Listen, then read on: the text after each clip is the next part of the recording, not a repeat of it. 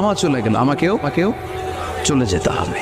মাঝে মাঝে কবরস্থানে যাবেন যে একটু দেখবেন এই কবরস্থানে শিশুরা শুয়ে আছে, কিশোররা শুয়ে আছে, আপনার মতো তাগড়া যুবকরা শুয়ে আছে, ওদেরও রক্ত গরম ছিল আপনার মতো। আজরা নাই, সব শেষ। আপনাকেও যেতে হবে।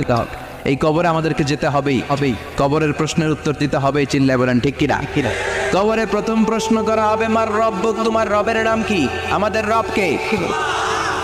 ওমা দীনুক, তোমার ধর্মের নাম কি? আমাদের ধর্মের নাম কি? বিশ্বনবীর চেহারা দেখিয়ে বলা হবে, এই লোকটাকে তুমি চিনো কিনা? চিনি না আমরা?